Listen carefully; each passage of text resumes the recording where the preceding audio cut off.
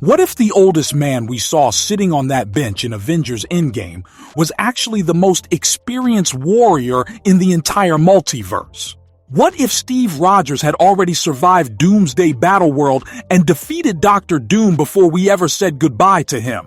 Welcome back to MovieCast. This is Liam Harrison. And today, we're not just breaking down a trailer, we're unlocking a hidden timeline that completely rewrites the fate of Captain America and the future of the MCU. This theory begins exactly where everyone thought Steve Rogers' story ended. When Steve travels back in time to return the Infinity Stones, the movie tells us he creates a branched timeline by choosing Peggy Carter. Most fans assume this was a quiet retirement. But the multiverse doesn't reward peace without a price. That alternate timeline wasn't safe. While the main MCU moved forward, Steve lived decades in a reality that became a frontline in the multiversal war. The first Steve-focused moments hinted in the Avengers Doomsday Trailer aren't flashbacks. They're fragments of a life already lived. A Steve who didn't retire, but endured. A Steve who didn't vanish, but prepared. And by the time we meet Old Man Steve in Endgame, he isn't just passing on a shield. He's returning from a war only he remembers, carrying the weight of worlds that never survived. In that branched timeline, Steve Rogers grows older, but the universe around him grows more dangerous. The multiverse fractures faster than anyone expects. And that's where Avengers Doomsday truly begins. Incursions don't just threaten realities, they demand leaders who understand sacrifice. Steve becomes that leader again, not as Captain America with a symbol, but as Steve Rogers with experience. This is where he encounters Dr. Doom for the first time. Doom isn't just a villain. He's a multiversal constant, a man who understands timelines the way Steve understands war. Their first clash isn't physical, it's ideological. Doom believes order must be imposed. Steve believes freedom must be defended, even if it costs everything. This Steve has already lost his youth, his timeline, and his anonymity. By the time Doomsday escalates, he's the only Avenger who has lived long enough to understand what a collapsing multiverse truly means. This explains why Doomsday's Steve feels different, calmer, heavier, almost prophetic. He's not reacting to events. He's navigating them. Every decision he makes carries echoes of past failures we haven't seen yet. Because Steve isn't just fighting to win, he's fighting to make sure someone else gets a future worth inheriting. As the Doomsday conflict deepens, the creation of Battleworld becomes inevitable. This is the moment Steve witnesses something no other Avenger fully comprehends. Battleworld isn't born from chaos, it's engineered desperation. Dr. Doom, harnessing multiversal fragments, forges a reality stitched together from dying worlds. And Steve sees it happen. He watches cities collide, histories rewrite themselves, and heroes become refugees in their own existence. This is where Steve becomes the backbone of the remaining Avengers. Not because he's the strongest, but because he remembers a time when the world was simple and knows it can never be that way again. In this reality, Steve leads without a shield, without a title, sometimes even without hope. This explains why Chris Evans' return doesn't threaten Sam Wilson's Captain America. Steve isn't reclaiming a mantle, he's guiding a war. He becomes nomad in spirit, a man without a nation, fighting for every nation that still exists.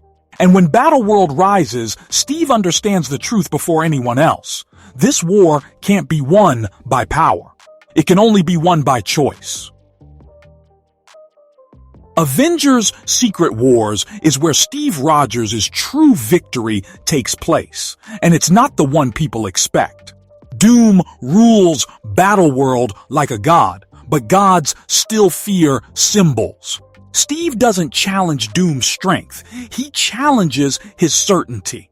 This Steve has lived with Peggy, grown old watching the world change, and learned that control always collapses under its own weight. In Secret Wars, Steve leads fractured Avengers, variants, and survivors into a final stand that isn't about killing Doom, it's about undoing his philosophy. And somehow, against every cosmic law, they succeed. Doom falls not because he's defeated, but because his perfect order fails to understand human defiance. When the multiverse stabilizes, Steve doesn't celebrate. He knows what must come next. His existence itself is a paradox. He doesn't belong in this restored reality. So he does the most Steve Rogers thing imaginable. He leaves. Not through death, but through time. He takes one final journey back, carrying not just memories, but an object that ties everything together, the shield. Here's where the theory folds in on itself beautifully. During the multiversal war, Sam Wilson temporarily hands his shield back to Steve in battle. Not as surrender, but as trust. Steve fights with it one last time, fully aware of what it represents. When the war ends, Steve doesn't leave the shield behind. He carries it with him through time. Back to the moment we see in Endgame. That means the shield was never created in a straight line. It exists in a loop. Future Sam gives it to Steve. Steve brings it to the past. And young Sam receives it. Just like the song paradox in Back to the Future, the shield has no origin point. It exists because it must. This redefines that quiet endgame scene entirely. Old Steve isn't just giving Sam a legacy. He's returning something that already belongs to him. And when Steve smiles on that bench, it's not nostalgia, it's relief. The war is over. The timeline is safe. And the future Captain America is ready. This also reframes Steve's silence. Old Steve doesn't warn the Avengers. He doesn't reveal doom. He doesn't interfere. Because he already knows what happens when you try to control fate. The multiverse survives because events unfold exactly as they must. Steve's restraint is his final lesson. He trusts Sam, trusts the Avengers, and trusts the timeline to correct itself. That's why his role moving forward doesn't require a suit or a shield. If Chris Evans returns, it will be as a guide, a strategist, perhaps even a director of something like S.H.I.E.L.D., rebuilding quietly in the background. He becomes the man behind the mission, not the face of it. This allows Sam Wilson to remain Captain America without conflict, while Steve remains the heart of the Avengers in a way no one sees. His story isn't about reclaiming glory, it's about ensuring continuity. A soldier who finally understands that winning isn't about being present in every battle, but knowing when to step away. Every hidden detail in that first Steve-focused trailer moment now carries new weight. The expressions, the pauses, the framing. They belong to a man who has already survived the end of everything. The MCU isn't bringing Steve back to repeat history. It's bringing him back to complete it. His arc doesn't move forward. It circles back. From the boy who jumped on a grenade to the man who held the multiverse together long enough to let go. That bench in Endgame isn't an ending. It's a landing point. A soldier returning home after the longest war imaginable. And when Sam walks away with the shield, he isn't just becoming Captain America.